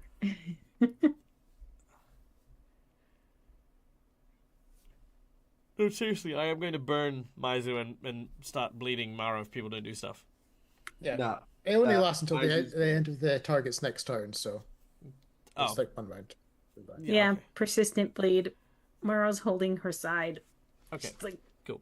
son of a bitch. Maizu takes 2 fire damage before it Maizu, goes out. get out of the... All right, Maizu will get out of the square. Bam! Artemis is slammed against the wall. The door now slams shut because Cindereal can't go in. And because Cindereal can't get in anymore, Maro, you continue to bleed. Fuck. She's just like, gosh. Oh no. Does she have anything in her backpack? Your chicken is big. Oh no, it has to be magical healing. Ah. Damn it. We've taken 2 damage. I've got a healing potion, but that's not going to work. Ow, 2 more damage. Well, you don't know if it's going to work or not. You can still try it. That's true. Starts pouring. It'll still heal you. Magic, magic, magic. Yeah. All right. Well, she's gonna pop it because she's like, I hurt a lot. All right, where is you? I have a potion of greater healing. Okay. Meanwhile, Which what is is- everyone else doing? 68 plus 20. Okay. So that's one person found. Now, now, are we going for the angry woman? So try to push the chicken off me. This chicken is the size of a horse. It's not. It's Yeah. not budging. Not impressed by my feeble arms. So Daryl just shout, maybe crawl between its legs. Remember, you can tell it not to stomp, right? Can't promise that. Can you? How did you get this in here? And can you make Maizu smaller or something? We're trapped in here now. She's still holding her side because she's like, that hurts. Maizu's like flapping her wings now. She's very excited to see Shalelu. And Shalelu's very excited to see Maizu, and the wings are just battering everyone else. There's fire in here. She's just like, I'm gonna she's drop in to the front of the ground so I door. can see underneath Maizu. And Yep. I'm gonna cast my my last loose time zero and just basically blink next to Cindereal. Do you need to? Do you need line of sight for your ability? No, it just basically gives me a move action. It's not technically a blink. It's just a move action. Well, then you can't because the door can't open. Oh, okay. Never mind then. You can go to where the Oh. place was on fire, which is now clear of Maizu. Actually, I'll blink. I'll go over here. Yep, cool, easy. Yep. Shalelu starts Right. patting Maizu and like basically like cooing her. You all so good in there? And Cinderella's just basically tapping at the door at this point. we're kind of stuck here. The chicken's blocking the door. Maizu hears you calling her chicken a second time and starts to screech at you. Hey, Maizu, you can eat him later. But now I have a very important job for you, okay? Love, you need to get to Sandpoint. You need to get to the ranch.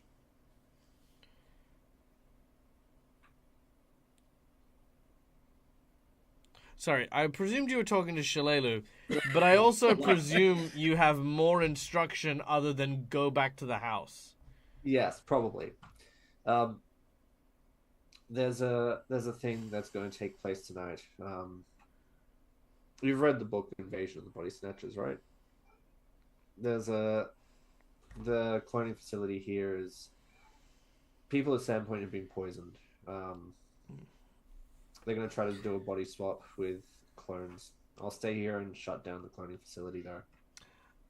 Shalelu says, "You're a good husband, but no. You need to get to the lower levels. Misha, she was taken as well. We were being drained at the same time for these experiments. I heard someone say that they were taking her for another ritual lower in the dungeon. You need to go and help her before it's too late. I have some steam to blow off before I go home. And you take this." She hands you your bow back. She looks around and eventually finds the room over here, which you guys remember was like a little library thing. That is where her belongings are, which she... Oh, you mean the room that we burned down? Yeah, but you can't burn down a katana. Which she then takes. She's upset that her clothes are gone, but, you know, and her bow. But she takes out the katana and she says, "At least this is still intact." And you hear what is effectively the sounds of carnage as she swiftly makes her way from one room to the next, slicing the Darrow to pieces. For those of you who didn't know, Shalelu and Ursana is a CR13 encounter. She has no trouble with these Darrows as the blade tears through them, shutting down the cloning facility and making sure that no one is going to be replaced in this night of body snatching. It does give you ample opportunity, however, to regroup and decide how to advance downwards to look for Misha, who was also taken from your town. While we do that, let's take a quick moment to welcome in the Raiders from DM Redcap. That's a hell of a name. Welcome in. I hope you guys are having a great time. My name is Michael. I'm the Dead Aussie Gamer. We play Pathfinder here on the channel. I'll fill you guys in on the recap in just a moment. But first, how was your game? Did everything go well? Highs, lows? What are your good moments? What are your bad moments? Tell us all the stuff. And guys, be sure to go and check these dudes out. I'm definitely going to be checking them out after the stream today as well. But thank you for bringing your community here and taking a rest with us. Now, we're currently playing the 7 Dooms of Sandpoint, where our heroes are currently embarking on a dungeon crawl in order to try and stop 7 Dooms from attacking their hometown. Right now, one of the Dooms that they're dealing with is a group of body-snatching creatures who have basically poisoned the town and lulled them into a deep sleep. They are going to then be replaced by clones, which they're currently in the cloning facility, which is kind of like down over here with all these bodies and stuff like that. Yeah, basically they found out that Novander, our ranger, his wife was kidnapped by these cloners, and they've just liberated her. She is now taking out her frustration and killing all of the scientists that were working here, while the rest of the group tries to find the other missing townsfolk. That pretty much keeps you up to date here. You created some mimics for the deck of mimicry. Oh, and did a small poetry lesson. Been here before. You guys are great. Oh, thank you so much. Much appreciated. We've been working on it for a while and have got prototypes of the card back recently. Ooh, very, very cool. That is awesome. I do like that. All right. So Shalelu heads out to go and start murdering people. Gods, I love watching her work. Every time she enters a room, every time she walks out of a room, she's covered in slightly more blood.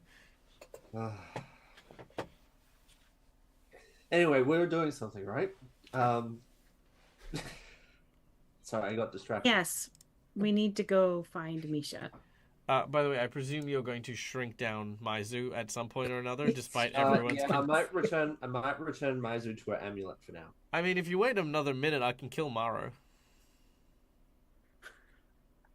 My spleen! No matter how tempting that might be, I'll return. Okay, just wanted to be sure.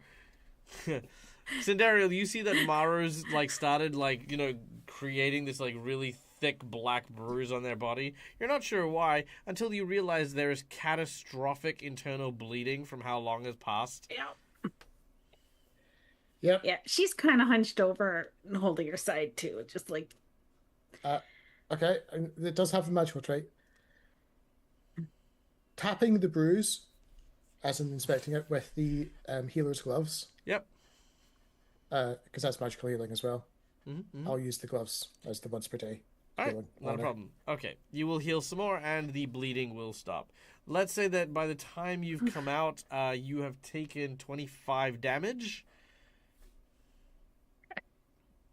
which is only really 2.5 minutes. Yeah. I will put 25 wounds on me. There we And go. Cinderil, if you want to heal, then you may heal. All right. But where to next? Yay. Thank you. I'm not dying. Ha, that's better. Thank you, Cinderio. Well, either we charge straight down or we find this place's teleportation in case we need to evac from this level. I imagine it must be close. We should probably get. If we can. Yeah. I don't want to leave her down here if they're experimenting on her. And going to use her with a ritual. Well, on the plus side, I remember if Nevada was actually here for this thing. Pretty sure you were. Well, we do know where stairs leading further down are. It's not the nicest place. Where are we walking into? And well, we got so far, and then there was a great big spider, and then we got to the point where, well, basically there was a We hit bullet, and the... we just hit the ran. blip. We just blipped. Okay, we're back. Yeah, we're fully back. Okay. Yep, we're back. Yeah. Okay, so I'll do that bit again. So there was some, let's say, corrupted Daro that weren't quite right from their experiments, and some that, well, I guess it makes sense.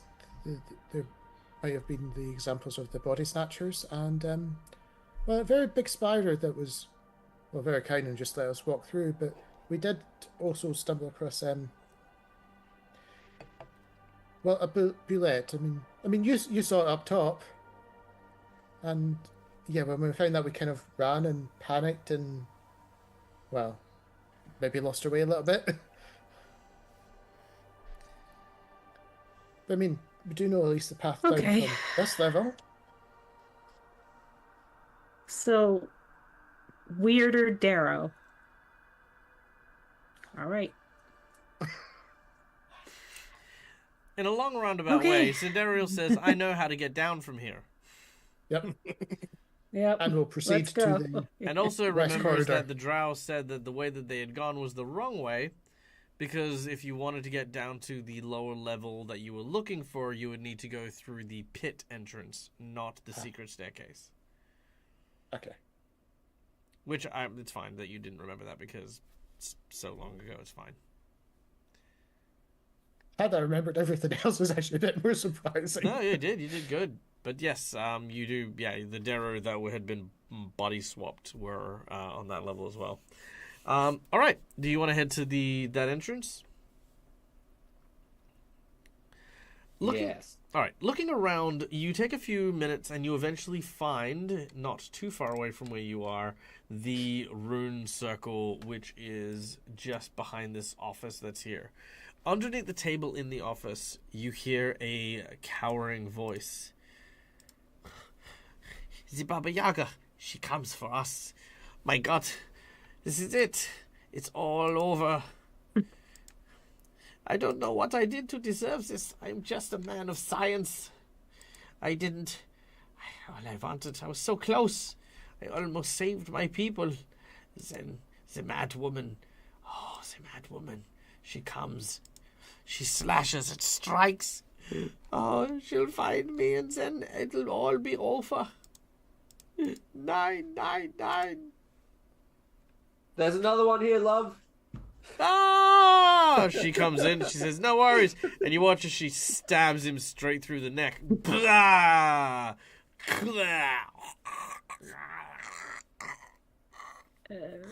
Effective? She keeps going. And after the office, which I'll just show you guys here. So you've got, like I said, the office. Yeah. And then you have another door here, and ta-da! You find the transportation circle. Yeah, I feel like every time Shillelagh goes, Sindora says, it's like, don't, when you get back to, and she keeps trying to say, don't slay the goblins when you get back to town, but she just keeps going off and ignoring her. Yeah, she's more or less done, like with the Darrow. She just piles up the corpses, most of which have severed limbs and bodies and all that jazz. Yep, so there was more thinking about the whole goblin embassy when Shillelagh gets back to town, and no. She's gonna wipe them out, you know. Okay. All right. A therapist in Sandpoint would make a mint. Probably. Okay. You continue northwards and eventually head to the entrance to the pit. Descending downwards, we find ourselves on a new map. A new old map, should I say.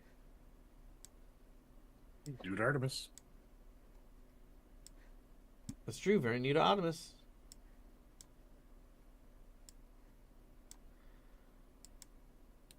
Alright. The door here to this level is locked.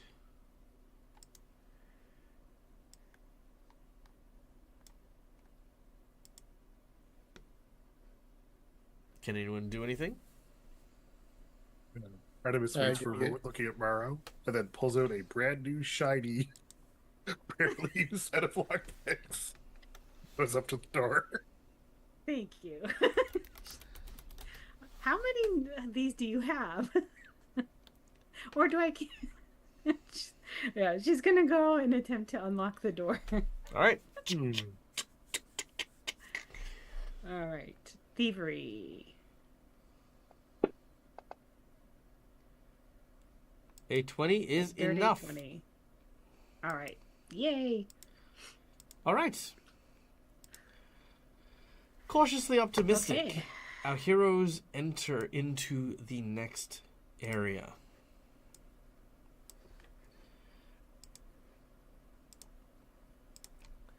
The air inside this large chamber smells like brimstone. Likely from the numerous smoldering incense sticks that seem to burn in holders hanging around the various pittons within this room. Bright flames flicker from a star-shaped engraving on the ceiling. The walls are covered with curved lines of unsettling runes, and 5 stone pillars which support the ceiling seem to flank what look to be a cauldron resting up against one of the pillars. A stew bubbles and brews from the cauldron with a very pungent aroma that fills the air. To the south of you, you can see 6 bedrolls, each stretched out over thin mattresses of straw. Several boulders and large bits of rubble have been stacked against the door that you have pushed open in order to try and prevent people from coming through. But thankfully, unlocking the door and giving it a good old shove, you have managed to push them aside.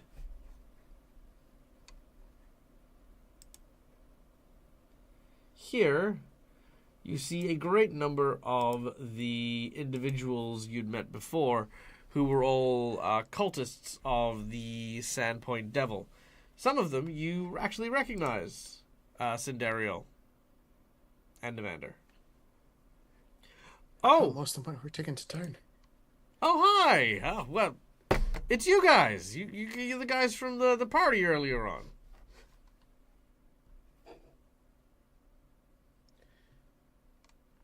Yes, we are. Yes. Oh, well, it's good to see you. What brings you down this ways? We heard that there was a ritual taking place soon.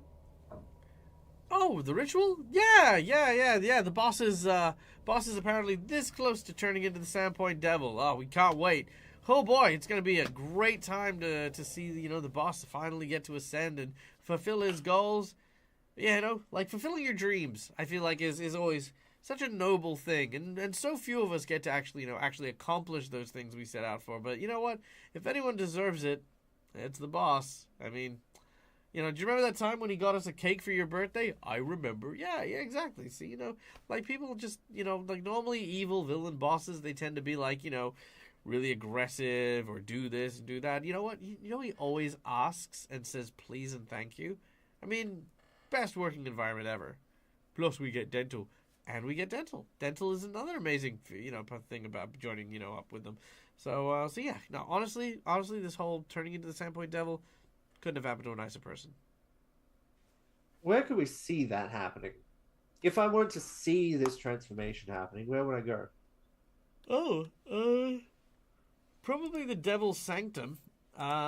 It's just through those double doors right there. Oh, so kind. Thank you so much. Yeah, I mean, if you want to see the whole ritual, I mean, it's a little bit gruesome if if you've got a weak stomach and stuff like that. I wouldn't recommend it. Honestly, like I said, the boss is just, yeah.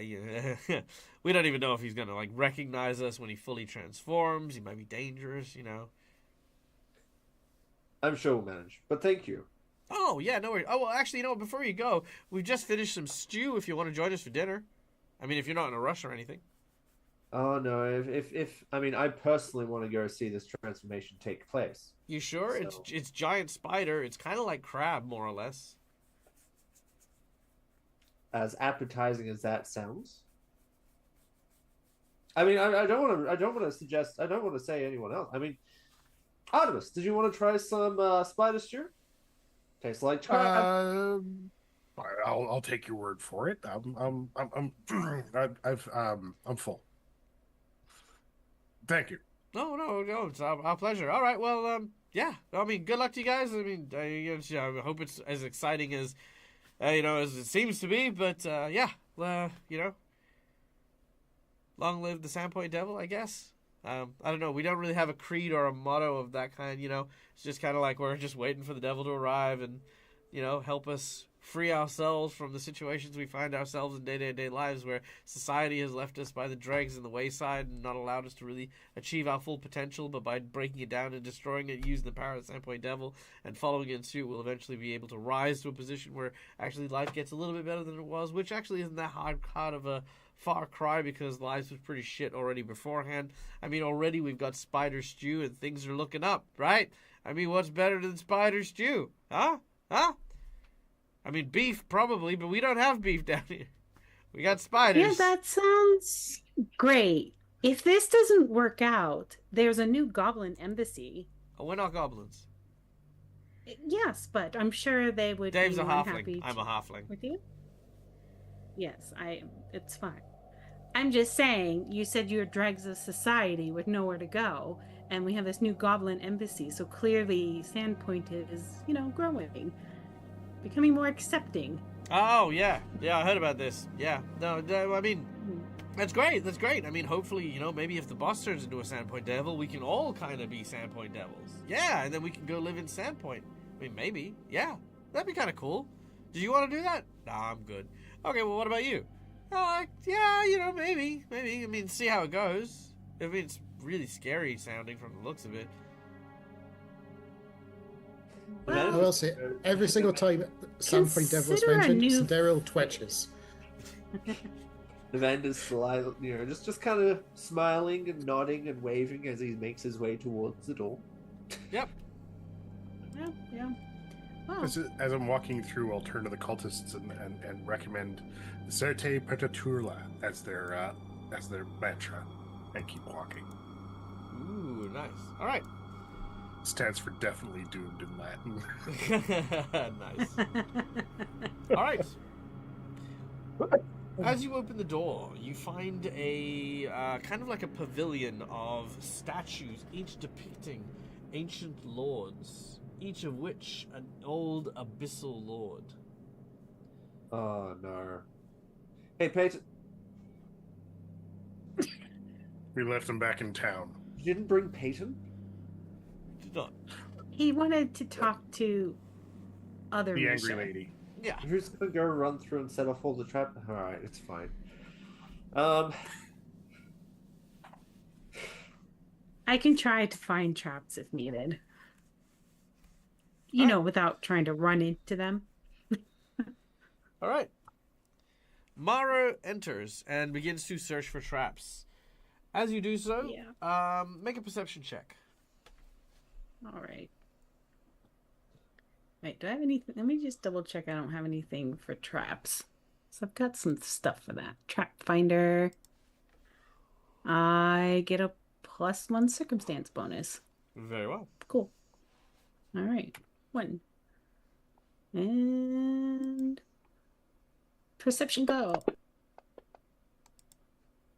Oof. I'm also assuming by 29? the time we got. Yeah, I'm also assuming by the time we got down here, we'd have had time to refocus Stag. Yes. All right.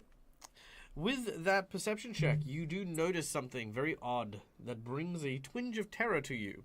All of the statue's eyes begin to follow you, staring at you directly. No matter where you move in the room, the statues don't move, but the eyes follow. Then suddenly, Maro, comes the smell of brimstone. And that is where we're going to end today's session. Don't like that. Dun dun dun! Yeah. Mara's right. getting flashbacks. I know. Oh no! We'll see what happens More next demons, time when we no. return. We'll be back next Friday for more 7 Dooms for Sandpoint. We will also be doing... what are we doing? Sunday, we've got Pray for Death, which is our assassin campaign. Gatewalkers, which is, of course, our campaign with a bunch of people with amnesia. We have our finale for Curse of the Crimson Throne on Monday. By the way, these times are Australian, so, you know, keep that in mind. But yes, our finale for the Curse of the Crimson Throne game is coming up. And then we also have our Seasons of the Ghost Asian-inspired game also next week on a Wednesday. So be sure to check out all the cool games and all the cool stuff. But guys, in the meantime, thank you so much for listening. Thank you so much for watching. We hope you enjoyed the show. My name's Michael. I'm the Dead Aussie Gamer. This is my place. This is my face. And until we meet again, stay safe. Stay wonderful. Be kind to each other because why the fuck not? It's free. And as always, game hard or die trying. Good night. Good night. Bye. Bye.